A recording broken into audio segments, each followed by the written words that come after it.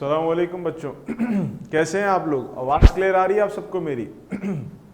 वालेकुम अस्सलाम बच्चों, कैसे हो? वालेकुम अस्सलाम। क्लियर आ रही भाई आवाज़? अच्छा भाई, क्या चल रहा है बच्चों लाइफ में? पढ़ाई वढ़ाई हो रही है?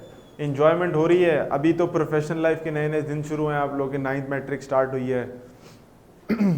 उस वक्त तक तो छोटे बच्चे थे ना, 8 तक तो छोटे होते हैं, 9th पे आके जो है वो बच्चे बड़े हो जाते हैं थोड़े। ऐसा ही है, अच्छी चल रही है इसका मतलब है लाइफ बच्चों की।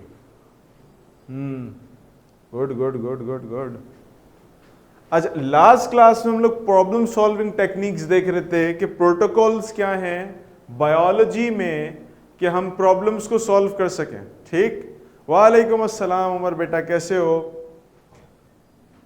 हम लोगों ने जर्नल कुछ डिस्क्रिप्शंस देखी थी कि एक अगर रोड मैप ड्रॉ करते हैं कि बायोलॉजिकल मेथड्स का रोड मैप क्या होता है, तो रोड मैप बायोलॉजिकल मेथड्स का, प्रोटोकॉल्स का सिंपल ये होता है कि हम ऑब्जर्वेशंस करते हैं, उसके बाद हाइपोथेसिस ड्राइव करते हैं, फिर हम रीजनिंग्स करते हैं। हम लोग रीजनिंग्स तक पहुंचे थे लास्ट क्लास में, लेकिन just looking at the road map हम ये कहते हैं कि उसमें एक्सपेरिमेंटेशन होता है, डाटा एनालिसिस होती है, डाटा को ड्रॉ किया जाता है, उसकी मैथमेटिकल एनालिसिस होती है, स्टैट्स अप्लाई करते हैं, फिर देखते हैं कि जो हाइपोथेसिस हमारा था वेदर ये सही था भी कि नहीं था।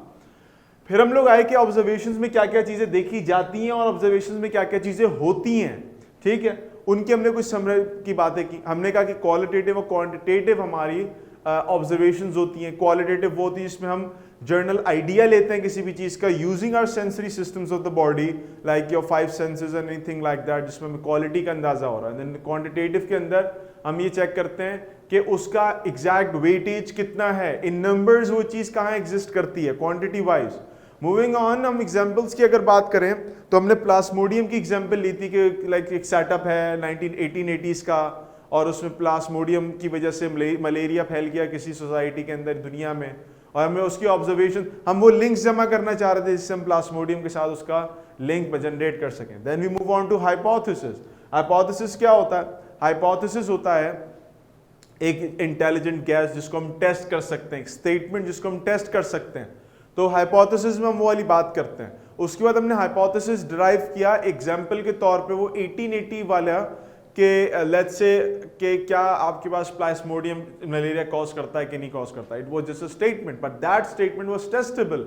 उसके लिए हम गए रीजनिंग्स की तरफ। रीजनिंग की हमने 2 फॉर्म्स देखी, एक इंडक्टिव और एक डिडक्टिव रीजनिंग।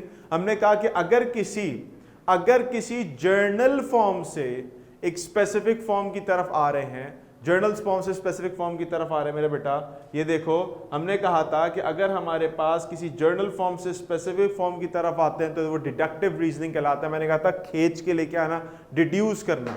और इंडक्टिव रीजनिंग क्या होता है कि किसी स्पेसिफिक सिनेरियो से एक जर्नलाइज सिनेरियो बिल्डअप कर लेना, ये इंडक्टिव रीजनिंग होती है। इसकी हमने एग्जांपल्स देखी थी यहाँ पर, और अब एग्जांपल्स के बाद हम लोग मूव कर गए हैं अपने एक नए कॉन्सेप्ट की तरफ, एक नए प्रोटोकॉल की तरफ जिसको हम एक्सपेरिमेंटेशन कहते हैं, एक्सपेरिमेंट करना कहते हैं।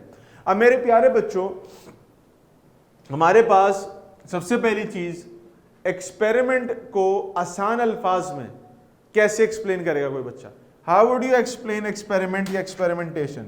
सब बहुत इजी वर्ड्स के अंदर, बहुत यानी जो आपको लगता है कि ये हो सकता है एक्सपेरिमेंट, जस्ट जर्नल एक्सपेरिमेंट क्या होगा? What would you think is experiment? What do you think experiment is? हाँ भाई बच्चों, एक्सपेरिमेंट क्या होता है? एक्सपेरिमेंट, मुझे लग रहा है बच्चे कहीं इधर उधर किसी बहुत जरूरी काम में मसरूफ हैं। Sir to test hypothesis, Anshara कह रही हैं कि सर हाइपोथेसिस को टेस्ट करना एक्सपेरिमेंट कहलाता है।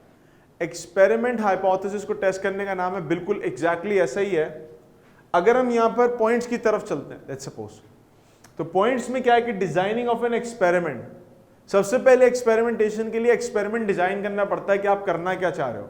उसके लिए आपको अपनी डोमेन सेलेक्ट करनी पड़ती है, डोमेन सिलेक्शन का काम करना पड़ता है। डोमेन सेलेक्ट करनी पड़ती है अपनी डोमेन। अब डोमेन का मतलब क्या होता है कि आप किस फील्ड में काम करने के लिए जा रहे हो। अब फिजिक्स की फील्ड है, उसमें आपको एटॉमिक एब्जॉर्प्शन चाहिए होगा, आपको स्पेक्ट्रोस्कोपी चाहिए होगी, आपको स्पेक्ट्रोरेडियोमीटर चाहिए होगा, बैलेंस चाहिए, मुख्तलिफ इस तरह की चीज़ें चाहिए होंगी, लाइट बल्ब चाहिए होंगे, इलेक्ट्रिक सर्किट्स चाहिए होंगे। केमिस्ट्री के अंदर आपको वेइंग बैलेंस चाहिए होगा, केमिस्ट्री के अंदर आपके पास और मुख्तलिफ इस किस्म की चीज़ें हैं कि आपको टेस्ट ट्यूब्स चाहिए होंगी, फनल्स चाहिए होंगे। बायोलॉजिकल अगर आप काम करते हैं, आपको स्ट्रिंग्स चाहिए होगी, आपको जो है वो नीडल्स चाहिए होंगी, पिपेट्स चाहिए होंगी, फिल्टर पेपर समटाइम जरूरत पड़ती है इसके अंदर। तो जो डोमेन है उसके हिसाब से आप पहले एक्सपेरिमेंट प्लॉट करते हो कि हमारा ये एक्सपेरिमेंट होगा। अच्छा, experiment is practical performance of scientists to identify the real reason of the cause, the real cause of the problem। क्या प्रॉब्लम है, उसकी क्या कॉज है, उस सब को आइडेंटिफाई करने के लिए साइंटिस्ट एक प्रैक्टिकल एक्सपेरिमेंट जो है वो प्लॉट करते हैं, प्रैक्टिकल एक्सपेरिमेंट पे काम करते हैं देखने के लिए। उसके बाद एक सबसे इंपॉर्टेंट चीज एक्सपेरिमेंट के बारे में बच्चों याद रखिएगा, और वो ये है कि एक्सपेरिमेंट मल्टीपल टाइम्स होता है, मल्टीपल कई बार होता है आपके पास। नाइन्थ का जो लेवल है आप लोगों का, आमतौर पे इसके ऊपर तो हम सिर्फ एक्सपेरिमेंट जर्नली प्रैक्टिकल जैसे देख रहे होते हैं, लेकिन जब बड़े लेवल पे जाते हो तो आपको वहां पता चलता है जब आपने किसी चीज को प्रूफ करना होता है तो प्रूफ करने के लिए सिर्फ एक बंदे की बात काफी नहीं होती। मिसाल के तौर पर मैं ये क्लेम कर दूं कि डीएनए जो है वो लिविंग स्ट्रक्चर है, मतलब डीएनए जो है सिंपलेस्ट फॉर्म है जो कि जीन्स पर मुश्तमिल है। डीएनए जानते हो ना आप लोग क्या होता है। अब अगर मैं ये बात आके क्लेम, पहली बार वॉटसन क्लिक ने क्लेम की थी, तो अगर उन्होंने क्लेम की थी तो उनकी पहली बार में किसी ने बात मानी नहीं थी। ठीक है, सही है, आपने बात की, वो हतमी बात उस वक्त बनी जब कई सारे लोगों ने एक्सपेरिमेंट परफॉर्म किया और उन्होंने कई सारे डिफरेंट एंगल से एक्सपेरिमेंट परफॉर्म किया और अपनी बात को प्रूव किया। तो to prove an experiment, to prove a specific point, और वो बहुत बड़ा पॉइंट अगर बनने जा रहा है तो you need multiple experimentations, you need multiple frequent experimentations, practicals to prove that particular point. तो वो पॉइंट को प्रूव करने के लिए हमारे पास जो है वो रिपीटिशन हो रही होती है एक्सपेरिमेंट की। आखिरी बात, एक्सपेरिमेंट में एक बात याद रखिएगा प्यारे बच्चों कि एक्सपेरिमेंट में कंट्रोल और एक्सपेरिमेंटल ग्रुप दो चीजें इन्वॉल्व होती हैं। मतलब क्या हुआ इसका, अगर मैं किसी एक्सपेरिमेंट को प्लॉट करने जा रहा हूं तो मुझे ये तो पता हो ना कि उस एक्सपेरिमेंट में एक मेरे पास जो है वो नॉर्मल लोग होंगे और एक वो होंगे जो आपके पास अफेक्टेड होंगे। तो किसी भी एक्सपेरिमेंट के अंदर कंट्रोल और या आपके पास एक्सपेरिमेंटल ट्रीटमेंट वाला ग्रुप जो है, ये दो ग्रुप हमेशा साइड बाय साइड्स होते हैं ताकि कंपैरिजन में आसानी हो सके। वालेकुम अस्सलाम फातिमा बेटा, वालेकुम अस्सलाम।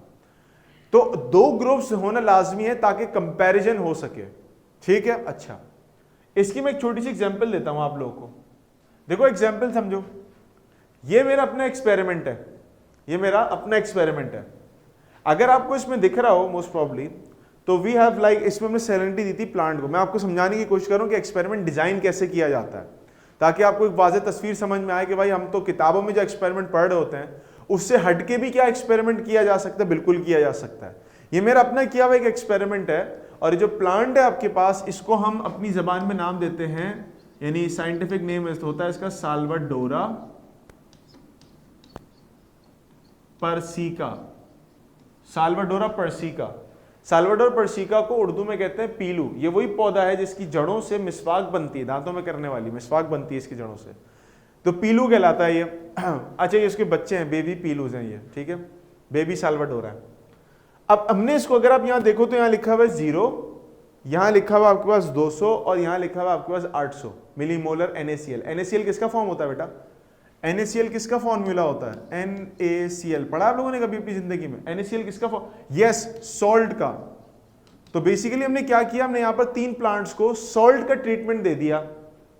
अच्छा, अब 0 का मतलब यह है कि इसको सॉल्ट नहीं मिला हुआ, इसको सॉल्ट मिला हुआ है, और इसको सॉल्ट बहुत ज्यादा, यानी 800 मिलीमोलर आपके पास, या 800 टाइम्स सॉल्ट आपने दिया हुआ है आखिरी वाले को। अभी जो प्लांट है ये एक हद तक सॉल्ट को बर्दाश्त करता है, ज्यादा सॉल्ट को बर्दाश्त नहीं करता। ये तस्वीर में भी आपको दिख रहा होगा। वो कैसे? इफ यू लुक क्लोजली आपको पता चलेगा यहां पर बहुत ज्यादा पत्ते हैं, बहुत ज्यादा पत्ते हैं। साइज थोड़ा छोटा है बट पत्ते बहुत ज्यादा हैं। यहां पर आपके पास साइज तकरीबन उतना ही है, थोड़ा सा ऊपर नीचे है, बट अगर आप इसकी जड़ें देखो, रूट्स देखो इसकी, जरा इसकी रूट्स कितनी बड़ी हैं, इसकी रूट्स छोटी सी हैं, और इसके पत्ते भी जड़े हुए हैं। हमने क्या कर रहे हैं, बेसिकली हम कंपेयर कर रहे हैं between without salt with salt, salt के बगैर, सॉल्ट के साथ। क्या कहते हैं इसको? इसको हम कहते हैं कि हमारा ये वाला जो ग्रुप है, दिस वन, ये वाला जो ग्रुप है आपका, ये ग्रुप दरअसल, इसको मैं ऐसे बनाता हूँ, इसको मैं ऐसे बनाता हूँ, ऐसे नहीं समझ में आएगा ये, इसको मैं ऐसे इरेज कर देता हूँ and I am gonna use white over here. ये जो ग्रुप है आपके पास, ये वाला जो ग्रुप है,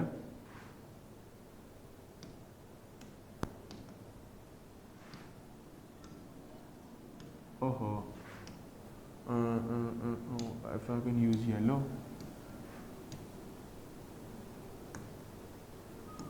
ये मुझे इस पे यूज नहीं करने दे रहा, so I would be using something जो कि सिमिलर हो। Now if you look at this, ये वाली डायग्राम है आपके पास, ये वाला आपके पास हो गया कंट्रोल। अच्छे कलर से लिखता हूँ, कोई अच्छा कलर मुझे मिल नहीं रहा है, इसको रेड से ही लिख लेता हूँ, रेड वॉज बहुत बहुत मुनासिब। ये वाला जो आपके पास है ये है control, control, this one is the control.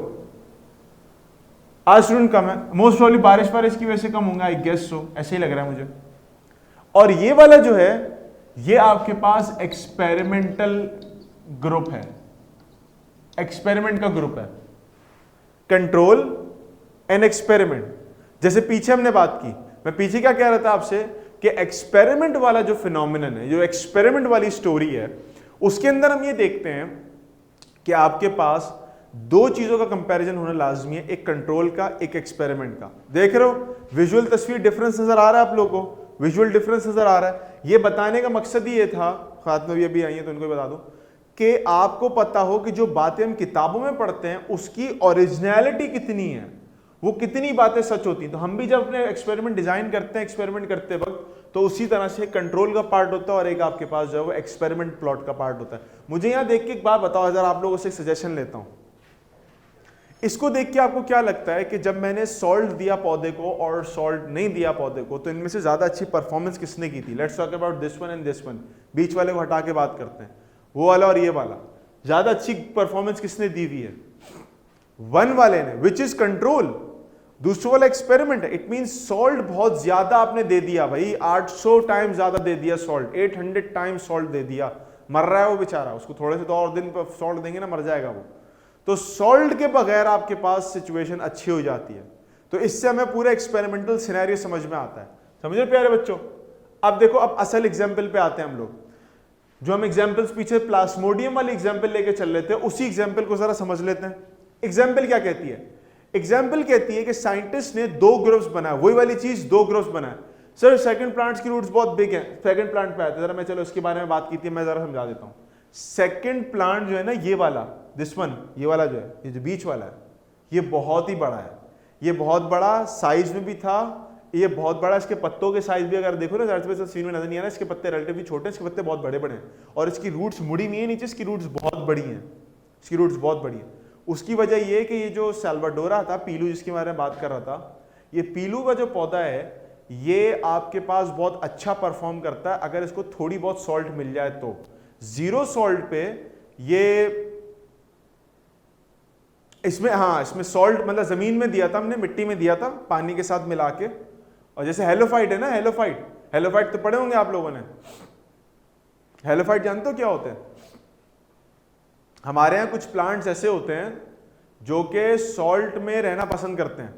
मिसाल के तौर पे मैं आपको एग्जांपल देता हूं, देखे आपने होंगे लेकिन जानते नहीं होंगे। आप में से कितने लोग कराची के हैं? अंशरा, फातिमा, उमर, तीनों में से कोई कराची का है? कोई कराची का नहीं है। अंशरा कराची के, उमर कराची के हैं, फातिमा कराची की नहीं, कोई बात नहीं। कभी अगर आपका कराची विजिट हुआ हो, समंदर पे आप आए हो, हॉक्स बे सेंट स्पिट वाले, क्लिफ्टन नहीं, हॉक्स बे सेंट स्पिट, या अगर पोर्ट ग्रैंड का भी गए हो, कराची वाला जो पोर्ट ग्रैंड है वहां गए हो, पोर्ट ग्रैंड में आपको खड़े ना, रेलिंग लगी हुई, पानी खड़ा हुआ सामने, समंदर है ना, समंदर की तरह सामने पार देखो तो आपको जगह जगह पे ना दरख्त नजर आएंगे पानी के अंदर, पानी के अंदर। यानी ये चीज आपको हॉक्स बे सेंट स्पिट पे भी जाके नजर आती है। हॉक्स बे सेंट स्पिट के अंदर क्या होता है कि वहां पर भी अगर आप जैसे हॉक्स बे सेंट स्पिट जा रहे हो और आपने कभी हट बुक करवाया, हट अगर बुक करवाया, तो like you are moving on the road और आपके पास सीधे हाथ पे समंदर है और वहां पर हट्स बने हुए हैं, और उल्टे हाथ पे आपके पास जो है वो आपके जो है वो प्लांट लगे हुए होते हैं बहुत सारे। अब वो जो प्लांट्स लगे हुए होते हैं वो कहलाते हैं मैंग्रोव। क्या नाम होता है उसका? मैंग्रोव नाम होता है, मैंग्रोव प्लांट्स होते हैं। ये जो मैंग्रोव प्लांट्स है ना बेटा, ये मैंग्रोव प्लांट्स वो प्लांट्स हैं जो समंदरी पानी में ग्रो कर रहे हैं। समंदर का पानी कभी मुंह में गया डुबकियां लगाते हुए? समंदर का पानी कैसा होता है? कैसी फीलिंग आती है उसको देख के? मीठा नमकीन, मीठा नमकीन, सॉल्टिश, यस। ये जो मैंग्रोव प्लांट्स हैं जो आपको हॉग्स बे सैंडस्पिट के हट के रोड पार नजर आते हैं, ये वो प्लांट्स हैं कि जो कि सॉल्ट वाटर में ग्रो करते हैं। Any plant that grows in salt water is referred to as, उसको कहते हैं हम एज हेलोफाइट्स।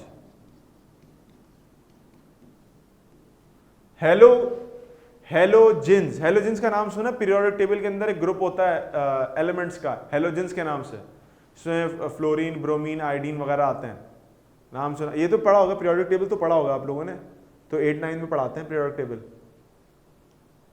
यस, उसमें एक ग्रुप होता है, मेरे गालिबन शायद ग्रुप 7 होता है हेलोजिन्स का, फ्लोरीन, ब्रोमीन, आयोडीन, इस तरह से नाम होते हैं उनके।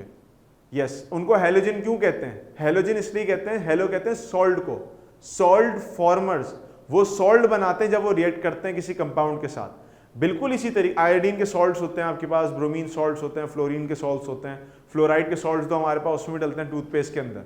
तो वो जो यानी जो हेलो का टर्म है वो इस्तेमाल होता है for salt, halogen salt formers. Halophyte, fight कहते हैं प्लांट को, नमक वाले पौधे। तो ये जो आपके पास साल्वाडोरा है, this is a kind of an halophyte, जिसको थोड़ा बहुत सॉल्ट मिल जाए तो ये अच्छा रहता है, बहुत ज्यादा मिल जाए तो थोड़ा सा स्ट्रेस में आता है, परेशानी में आता है, इसकी ग्रोथ स्टंट हो जाती है। और अगर सॉल्ट बिल्कुल भी ना मिले तो अच्छा तो होता है, लेकिन उतना अच्छा नहीं होता जितना ये वाला पोर्शन आपके पास होता है। समझ रहे हो मेरी बात को बच्चों? छाजाओ के प्लेटफॉर्म से आपको सिर्फ एक वो कन्वेंशनल किस्म की इंफॉर्मेशन नहीं मिलेगी जो हम आमतौर पे पढ़ रहे होते हैं कि भाई किताब में लिखा हुआ पड़ा है। हम कुछ एडिशनल चीजें आपको शेयर करते हैं ताकि आपकी जो बेसिक अंडरस्टैंडिंग है उस पर्टिकुलर टॉपिक के बारे में वो ज्यादा अच्छी हो जाए, वो बहुत ज्यादा अच्छी हो जाए। क्योंकि आमतौर पे ये होता है कि 9th मैट्रिक के बच्चे से अगर बात करते हैं ना, इवन के फर्स्ट सेकेंड ईयर के बच्चे से भी, तो उसका सबसे पहले छुट्टी होता है, फलाना हमें नोट्स चाहिए, हमें किताबें चाहिए, हमें टॉपिक चाहिए, हमें टेस्ट बता दें, हमें इंपॉर्टेंट बता दें, हमें गेस्ट पेपर दे दें, हमें जो है ना वो टेस्ट का बता दें, सवालात कितने आएंगे, हमें सिर्फ याद करने का बता दें, रट्टा बता दें, टेस्ट ले लें, ये वाली बात होती है। अगर आउट ऑफ दैट बुक्स उससे बच्चे से बात करो ना तो उसकी इन्फॉर्मेशन ऑलमोस्ट जीरो होती है। इंशाल्लाह मिलेंगे नोट्स बेटा आप लोगों को, इंशाल्लाह नोट्स मिलेंगे। कंपाइलेशन है हो रही है, उसको जाहिर सी बात है टेक्निकलिटीज कुछ होती हैं, चीजें अपलोड करना होता है, सारी चीजें, तो इंशाल्लाह ये भी आपको मिलेंगी, बिल्कुल मिलेंगी, क्योंकि ये notes are a part of this particular genre. ये आप ये जो कर रहे हैं काम सारा 9th में आया है, मैट्रिक में जाने के लिए नोट्स तो चाहिए ना, पढ़ेंगे कहाँ से? लेकिन उसके अलावा इंफॉर्मेशन और आपकी अपना पर्सनैलिटी ऐसी होनी चाहिए कि अगर कोई आपसे, अब 10 बच्चे बैठे मिसाल के तौर पे एक सिटिंग के अंदर 10 बच्चे बैठे हुए, 10 बच्चे अगर methods of solving a biological problem के ऊपर डिस्कशन करेंगे तो 10 में से 10 बच्चा प्लाज्मोडियम की एग्जांपल देगा अपनी बात को प्रूफ करने के लिए, है कि नहीं है? क्योंकि उन्होंने किताब में पढ़ी हुई एग्जांपल है। लेकिन हम ये चाहते हैं स्पेसिफिकली, मैं अपनी अगर पर्सनल बात करूं, कि बच्चों को, वो जो 10 बच्चे बैठे हुए ना, उनमें से एक बच्चा जरूर ऐसा हो जो प्लाज्मोडियम के अलावा एग्जाम्पल दे, ताकि सबकी जो बाकी 9 बच्चे बैठे हैं उनकी भी इंफॉर्मेशन में इजाफा हो और जरा उसका थोड़ा सा ना वो शो तो चौड़े में आके बात कर सके, भाई मुझे भी एक्स्ट्रा चीजें भी आती हैं, ऐसा थोड़ी है कि मैं सिर्फ किताबों की रटी रटाई चीजें पढ़ता हूँ। तो एक अलग होना चाहिए ना, उसकी पर्सनैलिटी होनी चाहिए। When someone's walk into the room तो पता चले कि भाई बंदा है ये, इसने छाजाओं से पढ़ा हुआ है, ये कोई आम बच्चा नहीं है। समझ रहे हो बच्चों बात को? है भाई, क्लियर हो रही है मेरी बात में क्या कहना चाह रहा हूँ, क्या बनाना चाह रहे हैं हम आपको? हम आपको से वो रट्टे वाला बच्चा नहीं बनाना चाह रहे जो 90% लेके आता है 9th के अंदर और उसको जो वो बाकी सब जैसा ही होता है। We want you something to be something different, ठीक है? ओके गुड, आगे चलते हैं। अब प्यारे बच्चों, अब आ जाते हैं उसी केस के ऊपर, वो एग्जाम्पल के तौर पर आपके सामने बात हो जाती है। यहां पर भी 2 एग्जाम्पल्स नहीं, 2 ग्रुप्स बने। एक आपके पास टेस्ट वाला ग्रुप बना, यानी 2 टेस्ट ग्रुप्स कह रहे हैं कि 2 टेस्ट ग्रुप्स बने, 2 टेस्ट ग्रुप्स। कौन से? एक आपके पास कंट्रोल का ग्रुप हो गया और एक आपके पास एक्सपेरिमेंटल ग्रुप हो गया। 2 ग्रुप्स बन गए आपके पास बेटा, कंट्रोल एंड एक्सपेरिमेंटल ग्रुप, ठीक है? मलेरिया को अंडरस्टैंड करने के लिए कि मलेरिया के क्या सीन बन रहा है। उन 2 ग्रुप्स के अंदर उन्होंने क्या किया, उन्होंने लोगों के ब्लड सैंपल्स लिए, ब्लड टेस्ट किए लोगों के, जिसमें से 100 लोग इन्फेक्टेड थे, ठीक है, और 100 लोग हेल्दी थे। 2 ग्रुप्स, 100 के ब्लड सैंपल्स हेल्दी वाले, 100 के ब्लड सैंपल्स इन्फेक्टेड वाले। अब टेस्ट करके देखेंगे, यानी एक एक्सपेरिमेंट ग्रुप हो गया और एक आपके पास कंट्रोल का ग्रुप हो गया। हेल्दी वाले कौन से होंगे? कंट्रोल के ग्रुप होंगे। जैसे पीछे मैंने दिखाया बगैर सॉल्ट वाला कंट्रोल और सॉल्ट वाला ट्रीटमेंट, एक्सपेरिमेंटल ट्रीटमेंट। मलेरिया की वैक्सीन नहीं है, मैं उसकी वजह बताता हूं क्यों नहीं है, वैक्सीन क्यों नहीं है, मैं वजह बताता हूं उसकी। मैं जरा इसको कंक्लूड करूं फिर मैं वैक्सीन पे आता हूं। ये एक्सपेरिमेंट डिजाइन हो गया, लोग चेक करने लगे ब्लड सैंपल्स वगैरह को। जब एक बार आपने ब्लड सैंपल्स की रिपोर्ट आ गई आपके पास ना, दैट इज योर रिजल्ट। जो चीज आपने फाइंड की है उसको रिपोर्ट करने का नाम रिजल्ट होता है। मैंने कोई चीज ढूंढी, मुझे उसका रिजल्ट मिल गया, वो रिपोर्टिंग कहलाती है। Reporting is the result, resulting is reporting, दोनों ही चीजें एक ही हैं। इसमें क्या क्या होता है, how do you define something which is known as a result. Result क्या होता है कि उसके अंदर डिटेल ऑब्जर्वेशन होती है। डिटेल ऑब्जर्वेशन जो जो एक्सपेरिमेंट के दौरान हुआ उसकी डिटेल ऑब्जर्वेशन होती है।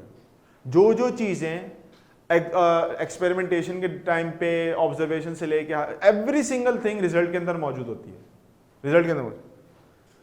अच्छा, ये बात तो क्लियर हो गई। इससे एक और काम भी होता है, रिजल्ट वेरीफाइज हाइपोथेसिस। जो आपने शुरू में हाइपोथेसिस जनरेट किया था उसको वेरीफाई, उसको प्रूफ करता है आपका हाइपोथेसिस। कैसे प्रूफ करता है? प्रूफ ऐसे करता है कि आया जो हमने बात कही थी, जो हाइपोथेसिस ड्राइव किया था, जो इंटेलिजेंस स्टेटमेंट लोगों के सामने हम लेके आए थे हम, वो करेक्ट है या नहीं है। ये सारी बातें किसमें होती हैं? ये रिजल्ट के अंदर हो जाती हैं। Moving on to the next slide. Example क्या होगी इसकी? वो जो पूरी शुरू से लेके कहानी चल रहे थे ना हम लोग, उसी के बारे में बात करते हैं। क्या बात करते हैं? प्लाज्मोडियम। अब देखो, हेल्दी इंडिविजुअल्स में ऑल पेशेंट्स हैड, पेशेंट्स के अंदर प्लाज्मोडियम था। ओहो, ठीक है। और हेल्दी इंडिविजुअल्स के ब्लड सैंपल्स में प्लाज्मोडियम नहीं था, फ्री ऑफ प्लाज्मोडियम। ये रिजल्ट निकला है अभी, ये अभी रिजल्ट निकला है कि जो हमने खून के सैंपल्स लिए थे उसमें ये मिला और यहां पर ये मिला। देख भी लिया, सभी चीज इस्तेमाल की। मेरे प्यारे बच्चों, मुझे एक बात बताओ, ये जो हमने एक्सपेरिमेंट बनाया है ना पूरा, ये जो एक्सपेरिमेंट डिजाइन किया था, इसके नतीजे में हमें रिजल्ट मिला है मलेरिया को देखने का। ये क्वांटिटेटिव था या क्वालिटेटिव था? क्वांटिटेटिव था या क्वालिटेटिव था? क्या बताओगे? ये जो एक्सपेरिमेंट हमने डिजाइन किया कि हमने यहां से खून लेना है, यहां से खून लेना है, उसको चेक करना है, क्वालिटेटिव था या क्वांटिटेटिव था? अंशरा कह रही है कि क्वालिटेटिव था। बाकी बच्चों की तरफ से सन्नाटा है, बिल्कुल खामोशी है। अच्छा, उमर कह रहे हैं सर क्वांटिटेटिव था, फातिमा रह गई हैं। अच्छा, आप लोगों ने क्वांटिटेटिव और क्वालिटेटिव क्यों कहा? इसको सपोर्ट कर सकते हो इस बात को एक्सप्लेनेशन रीजंस के जरिए? या तो सोच रहे हैं या लिख रहे हैं सर बिकॉज उसमें कोई मेजरमेंट नहीं थी। अंशरा कह रही है उसमें मेजरमेंट नहीं थी। फिर अंशरा में कैसे पता चला कि उसमें प्लाज्मोडियम है कि नहीं है अगर उसमें मेजरमेंट नहीं थी तो? सर इक्विपमेंट यूज हुआ है तो उमर कह रहे हैं सर वो तो क्वांटिटेटिव होना चाहिए। ओके, अब ये दोनों बातें एक दूसरे को कॉन्ट्रडिक्ट कर रही हैं। सर माइक्रोस्कोप के जरिए, अंशरा ने कहा सर माइक्रोस्कोप के जरिए हमने मालूम किया था उसको। वेरी गुड, ओके, डन हो गया। उमर ये कह रहे हैं सर इक्विपमेंट यूज होता। तो इस तरह से तो माइक्रोस्कोप का यूजेज अगर उमर के बात को से उसको तदबीक दें तो हम ये कह सकते हैं कि इक्विपमेंट का यूज क्वांटिटेटिव होता है और माइक्रोस्कोप इज एन इक्विपमेंट, तो वो क्वांटिटेटिव मेजरमेंट होगी। ऐसा है इंशाल्लाह कि नहीं है? अगर मैं उमर की बात को साथ लेके चलूं तो सर आपने कहा था कि माइक्रोस्कोप क्वालिटेटिव है। मैं तो आपसे यही तो सवाल कर रहा हूं कि मैं उमर की बात को सही मानूं या आपकी बात को सही मानूं। अब आपने कहा कि सर माइक्रोस्कोप क्वालिटेटिव है, तो मैंने कैसे प्रूफ किया था उसको कि वो क्वालिटेटिव है? कैसे प्रूफ करेंगे आप कि माइक्रोस्कोप क्वालिटेटिव है? सर माइक्रोस्कोप इक्विपमेंट है, तो उमर क्या बकौल वो हो जाएगा क्वांटिटेटिव। ओके, डन हो गया। अब बात रह गई है अंशरा की। सर बिकॉज उसमें हमने मेजरमेंट नहीं पता चली। फिर क्या पता चली है? फिर क्या पता चली? अगर मेजरमेंट पता नहीं चली तो फिर माइक्रोस्कोप से क्या पता चला है हमें? हमने माइक्रोस्कोप से कैसे पता लगाया कि उसमें प्लाज्मोडियम है? मैं बस ये जानना चाह रहा हूं। इसका जवाब मिल गया तो बात आसानी से क्लियर हो जाएगी कि उमर सही है, अंशरा सही है। सर उसमें सेंस यूज करके प्लाज्मोडियम मिला। कौन सा सेंस? कौन सा सेंस? ब्लड सैंपल में कौन सा सेंस यूज किया हमने? पास्ट टेंस, प्रेजेंट टेंस, कौन सा sense? Sir side. Very good. ओहो, अब क्लियर हो गई ना बात। हमने देखा, हमने देखा। देखने वाला मामला क्या होता है? उसमें हम क्वालिटेटिवली चीज को देखते हैं। इज देयर एनी प्लाज्मोडियम और नॉट, उसमें नंबर कितने, it doesn't matter, if it has a Plasmodium that means के आपके पास वहां पर मलेरिया है। उस बंदे को मलेरिया था, ब्लड चेक किया, देखा ब्लड में क्या देखा, प्लाज्मोडियम देखा, कितने थे नहीं थे उसकी तो हमने बात ही नहीं करनी। मेजरमेंट उस वक्त होती कि अगर हाँ बिल्कुल इक्विपमेंट है, 100% इक्विपमेंट है, लेकिन अभी क्लास के स्टार्ट में मैंने एक चीज रिपीट करते बताई थी कि अगर हम ये चेक करना चाह रहे हैं इन टर्म्स, अच्छा क्वांटिटेटिव का मतलब क्या होता है, क्वांटिटी ना, अगर कोई इक्विपमेंट क्वांटिटी मेजर कर रहा है, अगर कोई इक्विपमेंट क्वांटिटी मेजर कर रहा है तो वो क्वांटिटेटिव होगा। मिसाल के तौर पे ये रहा इक्विपमेंट, इस इक्विपमेंट को क्या कहते हैं, इस इक्विपमेंट को कहते हैं ग्लास, ये ग्लासेस हैं, ये इक्विपमेंट है मेरे मुंह के ऊपर, एक अदर देन माय आईज। ये इक्विपमेंट क्वांटिटेटिव काम करते हैं, क्वालिटेटिव काम करते हैं, जरा मुझे कोई बताएगा, ये कोई मुझे बताएगा, ये जो मेरे ग्लासेस हैं आर दे क्वांटिटेटिव और दे क्वालिटेटिव? सर ये क्वालिटेटिव है, आंसर निकाल। उमर बेटा क्वालिटेटिव क्वांटिटेटिव, अभी क्लियर होंगी सारी चीजें आहिस्ता आहिस्ता करके। क्वालिटेटिव, क्यों क्वालिटेटिव कहा कि जैसे ही मैंने उतारा तस्वीर की क्वालिटी खराब हो गई, कुछ नहीं दिख रहा मुझे यहाँ पर, खराब दिख रहा है बहरहाल, लेकिन जैसे ही मैंने HD क्वालिटी आ गई भैया, बिल्कुल बेहतरीन किस्म की। ये जो HD क्वालिटी आई है इसको रिमूव करके उसको पेन के क्वालिटी, अब मुझे इससे कोई फर्क नहीं पड़ता कि मुझे कितने पिक्सल्स दिख रहे हैं कितने नहीं दिख रहे, because I am not quantifying कि मुझे क्या दिख रहा है क्या नहीं दिख रहा। आई एम जस्ट सेइंग कि मुझे जो कुछ भी दिख रहा है वो क्वालिटी वाइज बहुत अच्छा दिख रहा है या क्वालिटी वाइज बहुत बुरा दिख रहा है। अगर मैं इस लेंस की जगह, लेंस लगा हुआ है ना ग्लासेस के अंदर, इसकी जगह पे अगर मैं माइक्रोस्कोप ले आऊं, चीज वही है, चीज वही है कि नहीं है? माइक्रोस्कोप भी मेरा लेंस ही है ना, लेकिन बहुत अच्छा वाला लेंस है, ऐसा है कि नहीं है? वेरी गुड, अब क्लियर हुई बात। तो मैंने प्लाज्मोडियम को देखा एक इक्विपमेंट यूज करते हुए, ग्लास इक्विपमेंट। देखो ये बात क्लियर कर लो कि इक्विपमेंट होना जरूरी नहीं क्वांटिटेटिव के लिए, क्वांटिटेटिव के लिए इक्विपमेंट होना जरूरी नहीं है, बिल्कुल भी जरूरी नहीं है। क्वांटिटेटिव के लिए जरूरी है कि उससे हमें क्वांटिटी मेजर हो रही हो। अब मिसाल के तौर पे मैं अपने हाथ से अगर मैं बर्फ जो आइस क्यूब होती है उसको पकड़ूं अपने हाथ से, तो ठंडी महसूस होगी ना। थर्मामीटर भी बताएगा कि ठंडी है कि नहीं है, लेकिन थर्मामीटर बताएगा कि कितनी क्वांटिटी में ठंडी है। समझ में आ रही है? जब मैंने क्वांटिटी चेक कर ली अपने पास, जब मैंने क्वांटिटी चेक कर ली, तो अब मैं कहूंगा कि ये क्वांटिटेटिव मेजरमेंट है। चेक में वहां पर भी ठंडी कर रहा हूं, लेकिन उसमें और इसमें क्या फर्क है कि यहां वाली ठंड के अंदर मैं मेजरमेंट ऑफ नंबर्स कर रहा हूं, नंबर का पता होना। तो यहां पर भी जो हमने बात की वो आपके पास प्लाज्मोडियम की होने ना होने के बराबर थी कि है कि नहीं है। ठीक है, नंबर की तो फिर बाद में बात होगी कि वो तो अलग स्टोरी है। तो आपके पास ही जो है ये मामला हो गया। Okay, let's talk about conclusion. Conclusion क्या होता है? एक्सपेरिमेंट वेरिमेंट सब कुछ हो गया, फाइनल स्टेप आ गया आपके पास। The final step of scientific method, one of the most important thing to remember के फाइनल स्टेप होता है आपके पास। उसके बाद इससे क्या होता है कि हमें डिटर्मिनेशन होती है हाइपोथेसिस की, कि जो हमने हाइपोथेसिस सेट किया था आया वो सही रहा या नहीं रहा। ठीक, अगर हाइपोथेसिस प्रूफ हो गया तो बहुत बेहतरीन बात हो गई, मजे करें आपने बहुत बड़ा काम किया। अगर आपके पास हाइपोथेसिस प्रूव नहीं होता तो अब आपने क्या करना है? अपने प्रोसीजर्स को इंप्रूव कर लीजिए।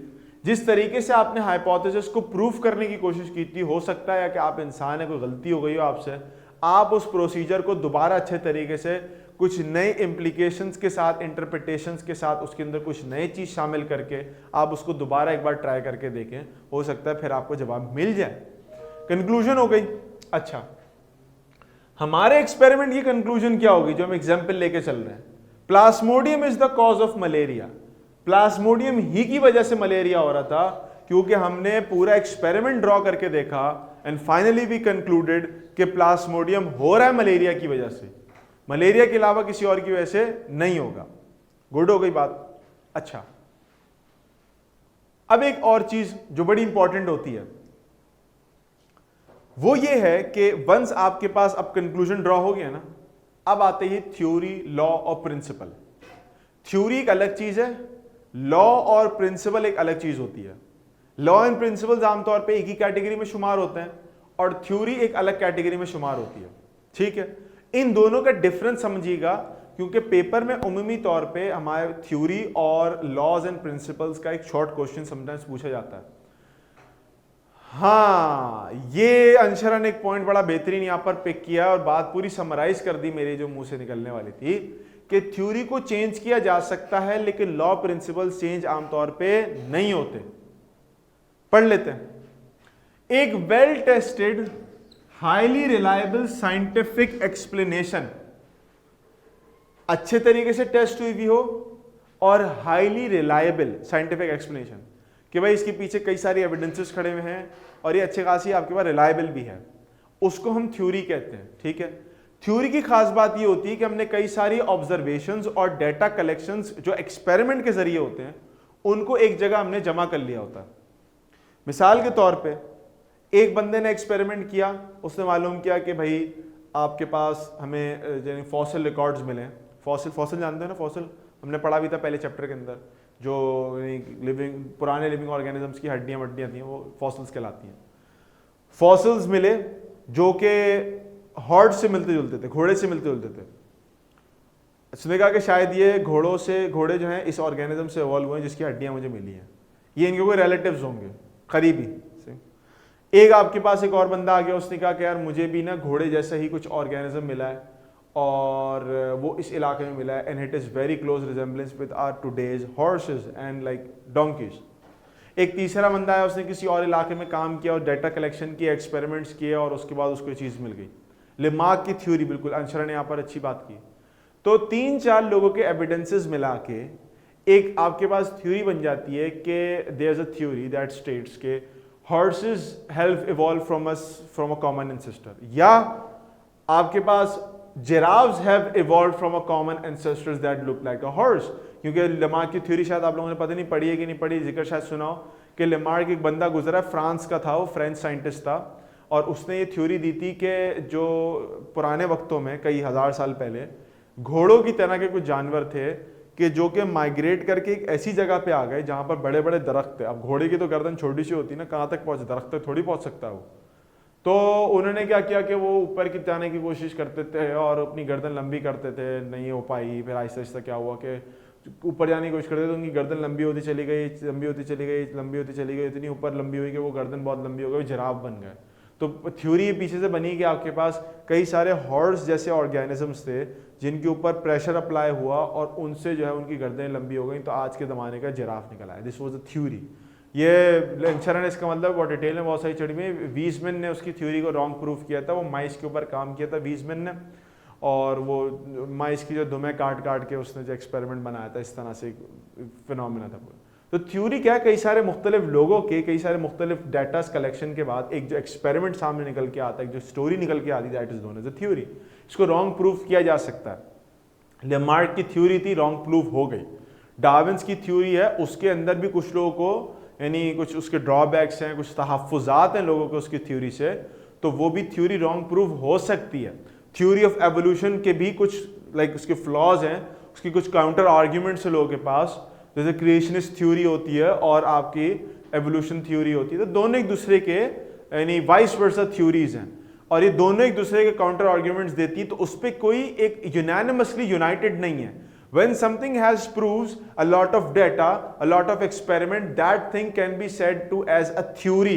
But उसके लिए उसका वहां पर हर एक बंदे का उस पर इज्मा होना जरूरी नहीं होता।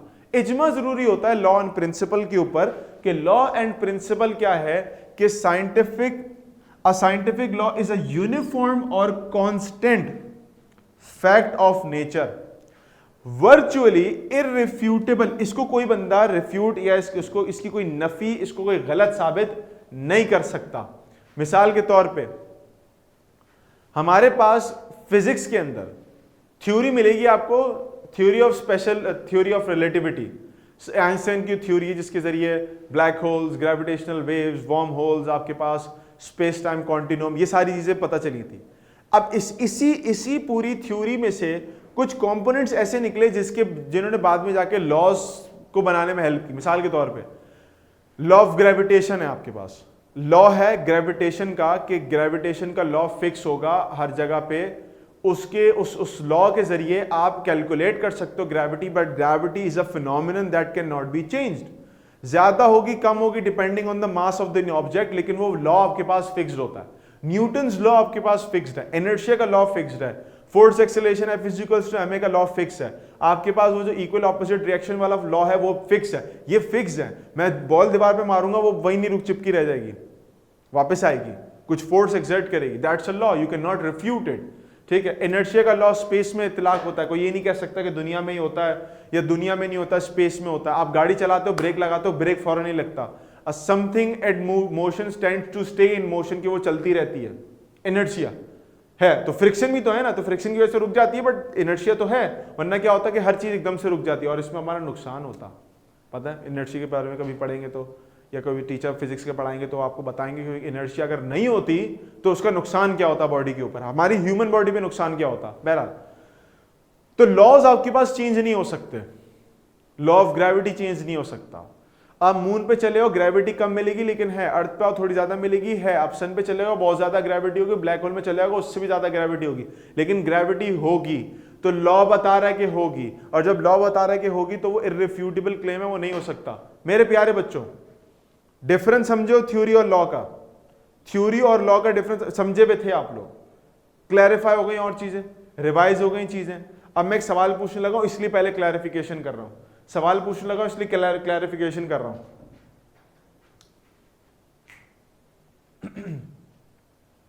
अच्छा, सवाल समझो मेरा, बायोलॉजी में कोई लॉ अगर आपकी नजर में है कोई, तो उसके बारे में बता सकते हो, बायोलॉजी का लॉ कोई है अगर, बायोलॉजी का लॉ, बायोलॉजी पढ़े ना, थ्योरी मैंने बता दी, एवोल्यूशन ये बोला, लॉज मैंने फिजिक्स के लॉज बताए, बायोलॉजी के कोई लॉ आपके दिमाग में है? बायोलॉजी के लॉ कहीं चले गए बच्चे, बच्चों बच्चों बच्चों, बायोलॉजी के लॉज, बायोलॉजी में कोई लॉ अगर अभी आपने पढ़ा अपनी जिंदगी में, कभी नाम सुना हो, शायद कोई पता हो, शायद लॉ ऑफ थर्मोडायनेमिक्स, बायोलॉजी में इसका इस्तेमाल तो होता है, बायोलॉजी के कुछ फिनोमिनल्स को समझाने के लिए इस्तेमाल होता है, जैसे एनर्जी डायनामिक्स है ह्यूमन बॉडी के अंदर या किसी भी सेल के अंदर, but that specifically is not something associate to biology. ये है तो फिजिक्स का लॉ जिसको हम जिसकी हम एप्लीकेशंस करते हैं ह्यूमन बॉडी या ह्यूमन सेल के ऊपर, बायोलॉजिकल सेल के ऊपर। It is nothing to do with cell living consist of cell, cell membrane. ये क्या है, ये क्या चीज है, ये लॉ कौन सा कहलाता है? अंशरा बेटा कौन सा लॉ है? ये लॉ है तो ये लॉ क्या कहलाता है? What should be call it? ये कोई लॉ अगर है तो क्या कहते हैं सर? नाम याद नहीं। ये सेल थ्योरी है जो आप बोल रही हैं, और वो फ्लूइड मोज़ेक मॉडल है जिसकी सेल मेम्ब्रेन वाली बात हो रही है, जो मैं समझ पा रहा हूँ। इन दो चीजें मुझे लग रहा है कि दो में से कोई एक चीज बताना चाह रही हैं, या तो सेल थ्योरी बताना चाह रही हैं, या फिर जो है फ्लूइड मोज़ेक मॉडल है, इससे सेल मेम्ब्रेन का स्ट्रक्चर समझ में आता है, मुझे ऐसा लग रहा है। तो ये भी थ्योरीज हैं, ये मॉडल्स हैं, दे आर नॉट लॉज, ये लॉज नहीं है। और टेंशन लेने की जरूरत नहीं है, लॉ मिलेगा भी नहीं आपको बायोलॉजी के अंदर, क्योंकि लॉ क्या होता है? जो इररिफ्यूटेबल हो, जो एक कांस्टेंट फैक्ट हो। बायोलॉजी के अंदर कोई कांस्टेंट फैक्ट होता ही नहीं है। सिर्फ दो लोगों ने आपके पास लॉ, हाँ सिर्फ दो लोगों ने लॉज दिए हैं, एक मेंडल ने और एक हार्डी वेनबर्ग ने। दो लोगों ने बायोलॉजी के अंदर लॉज दिए हैं, एक मेंडल ने और एक हार्डी वेनबर्ग ने। और मजे की बात बताऊं, दोनों रिफ्यूटेबल हैं, दोनों रिफ्यूटेबल हैं।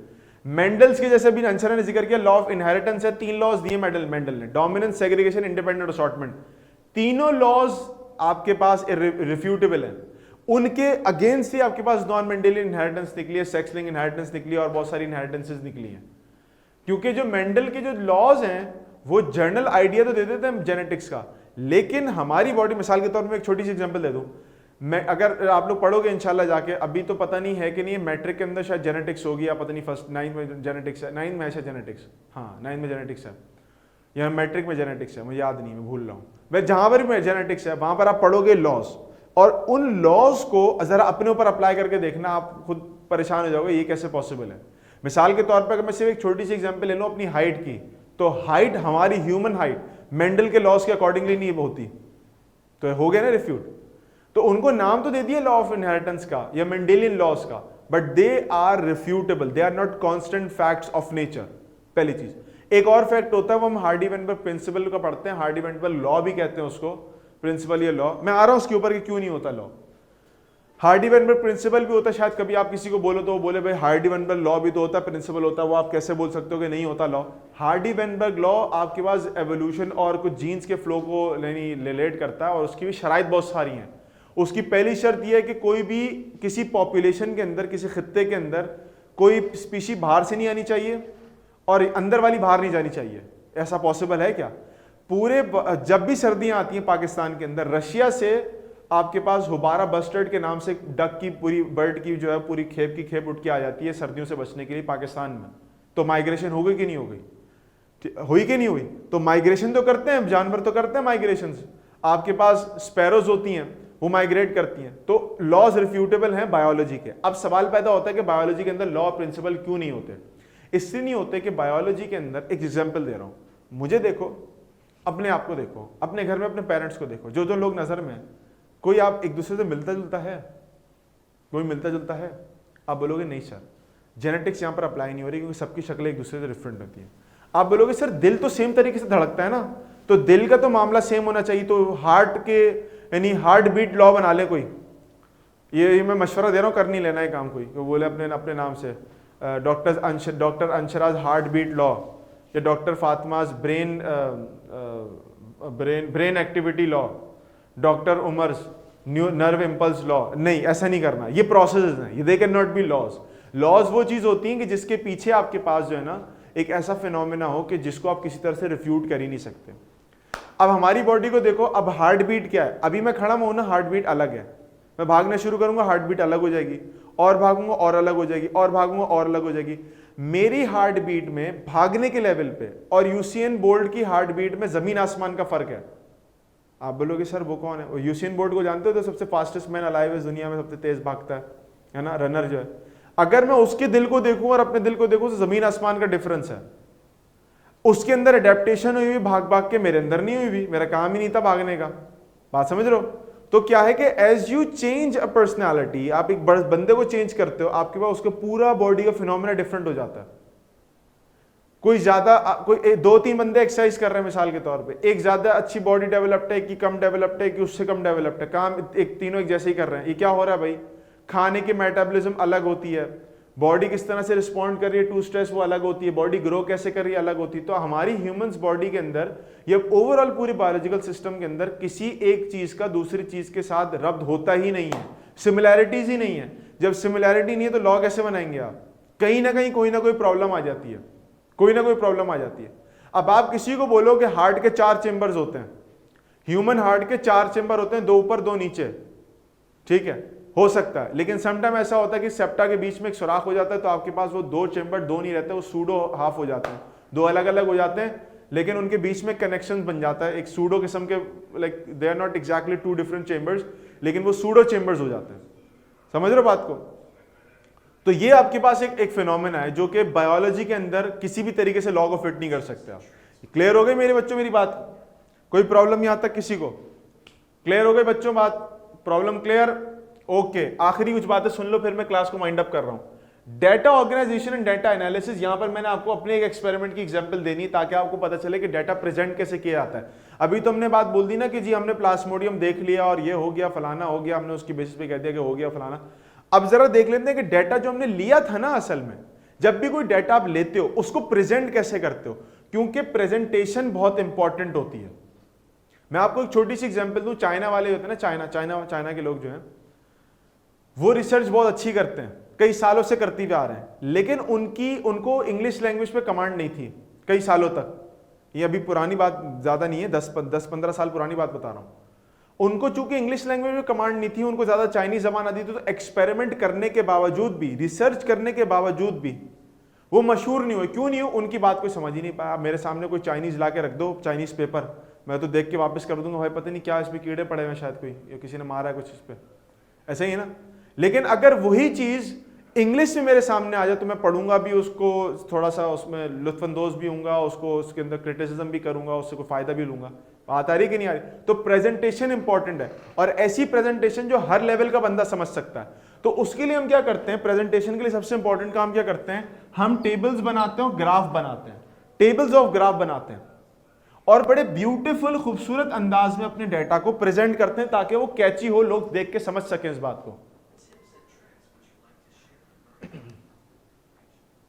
अच्छा, दूसरी चीज ये कि समटाइम्स हमें मैथमेटिकल एनालिसिस करनी पड़ती है अपने डाटा को समझाने के लिए। मैथमेटिकल एनालिसिस करनी पड़ती है अपने डाटा को समझाने के लिए। मैथमेटिकल एनालिसिस क्या होती है, इसके लिए हम ये कहते हैं कि यहां पर स्टैट्स का टर्म कभी सुना है? स्टैटिस्टिक्स,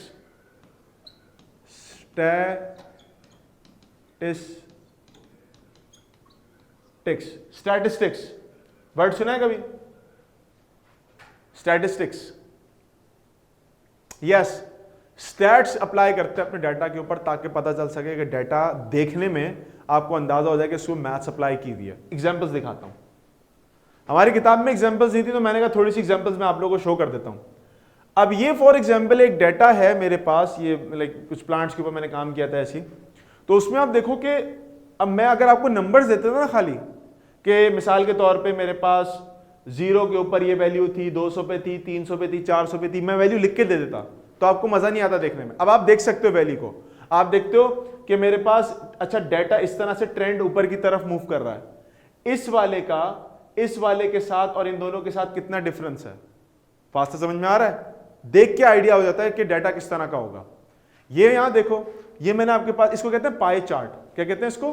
पाए चार्ट। पाए होता है ना, पाए, वो अंग्रेज खाते हैं एप्पल पाए या पिज्जा, चलो हमारे तो पिज्जा कॉमन है, पिज्जा चार्ट कह लेते हैं इसको, नया नाम दे देते हैं पिज्जा चार्ट का।